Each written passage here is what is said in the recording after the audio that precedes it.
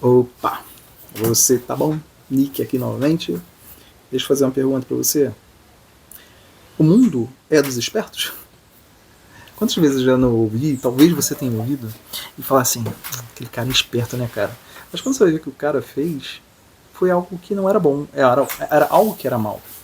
Então minha pergunta é, será que realmente o mundo é dos espertos? Será que você tem que se espelhar em alguém que é esperto, mas age mal? É engraçado que esse nome esperto, né, ele é tão comum. Mas por que ele é tão associado a pessoas que fazem maldade? Você sabe o que significa esse nome esperto? O esperto tem a ver com aquele que tem experiência. Então você pega, tipo assim, uma pessoa que teve muita experiência na vida dela. Será que necessariamente aquela experiência que ela teve fez com que a movimentação dela fosse em sentido a Deus? Você observa que aqui de algum jeito nesse canal eu sempre trago o meu modelo existencial. Então eu considero Deus, eu considero Jesus, né?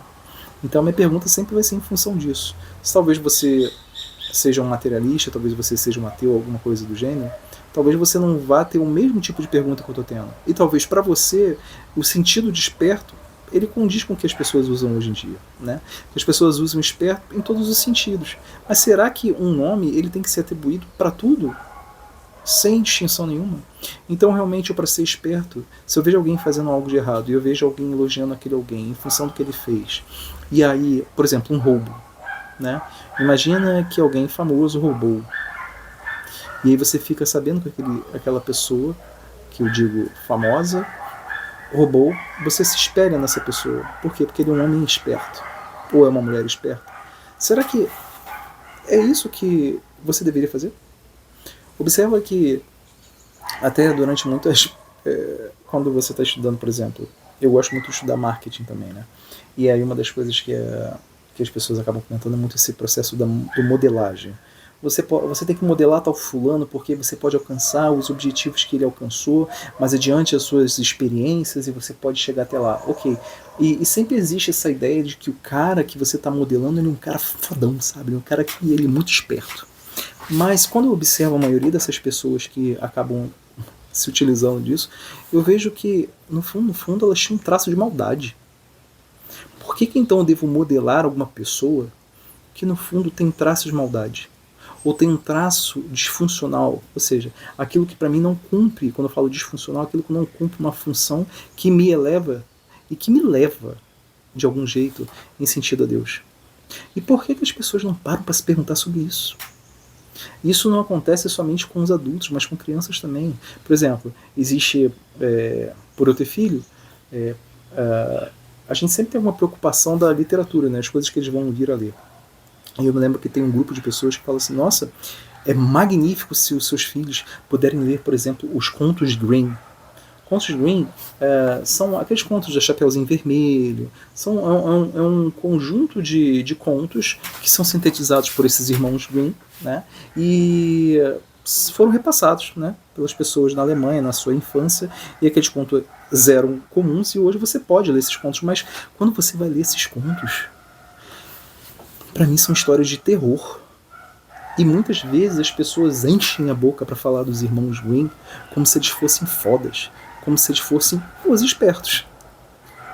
E aí eu paro para analisar em que mundo que nós estamos, onde de algum jeito essa mentira cada vez mais tem sido, como que assim eu posso falar, difundida como se fosse verdade. E quantas pessoas não compram isso como se fosse verdade pela sua inocência? Por exemplo, eu já me coloquei nesse processo já de inocente.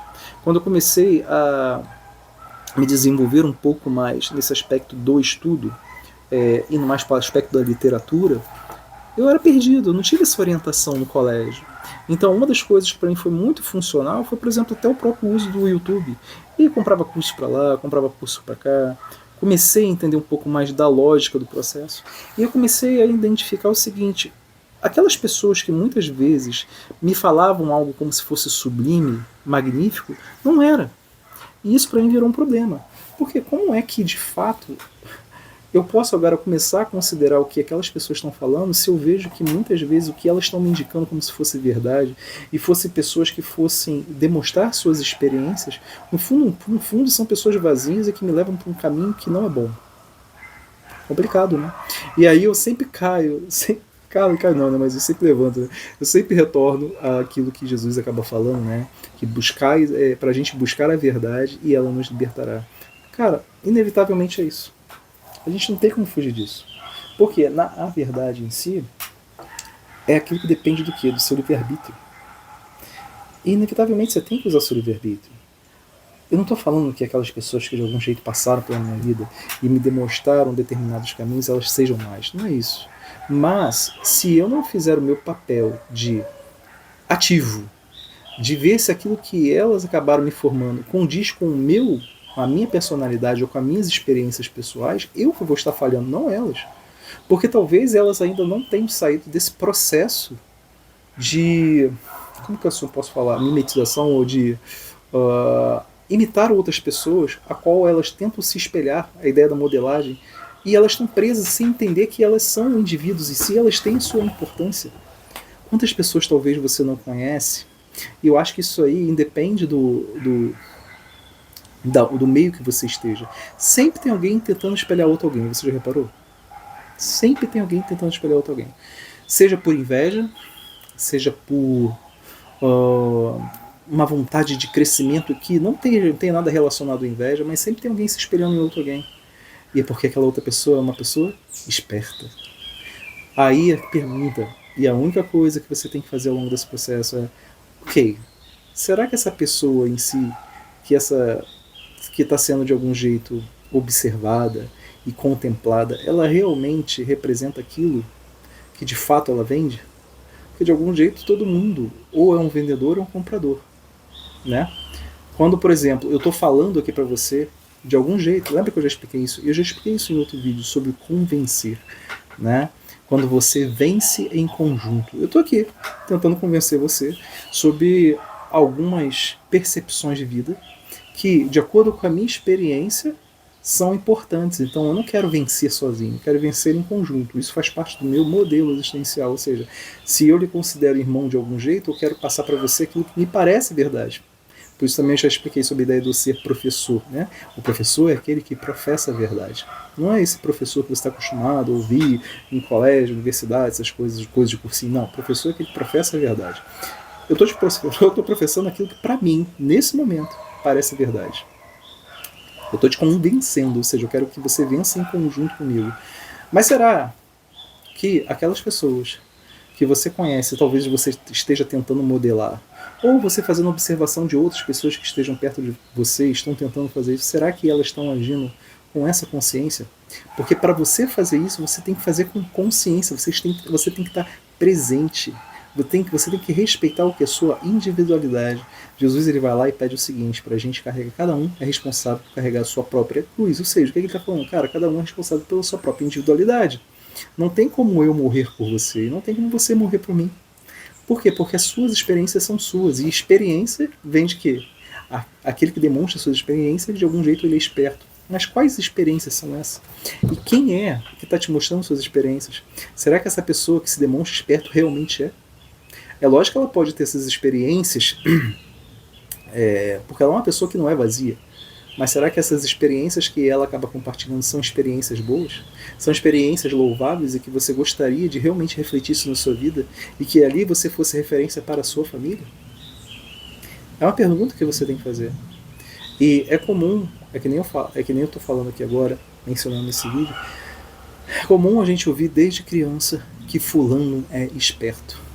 O quanto isso entrou no seu inconsciente e fez com que a sua estima estivesse lá embaixo, você ficasse com uma baixa estima por causa disso. Quantas vezes isso não aconteceu? Quantas vezes você não ouviu, olha, fulano é esperto, mas você...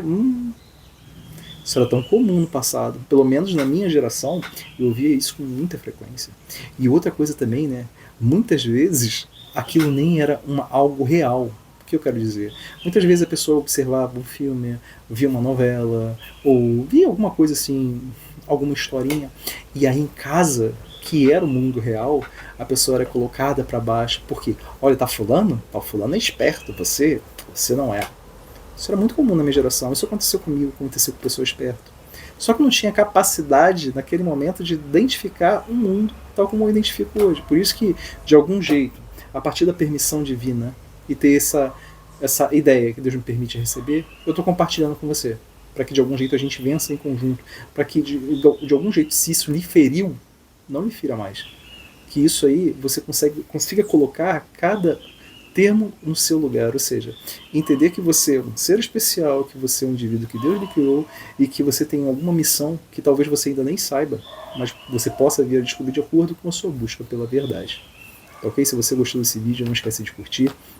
Eu estou com um projeto que é tipo assim, se você tem algum tema, se você tem alguma pergunta, que você tem uma curiosidade de saber uma nova percepção sobre esse tema, além do que você pensa, eu acho legal a gente ter essa troca de ideias. Então você coloca aí no comentário e eu pretendo pegar esses comentários quando surgirem. É lógico que eu sei que o canal ainda é pequeno, eu vou estar sempre observando.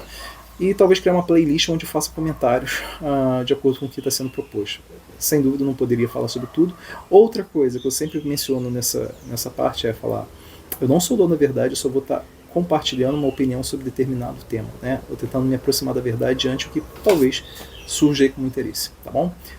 Se você gostou, então curte. E também se você não faz parte desse canal, não deixa de se inscrever e caminha comigo nesse canal. Valeu? Até a próxima.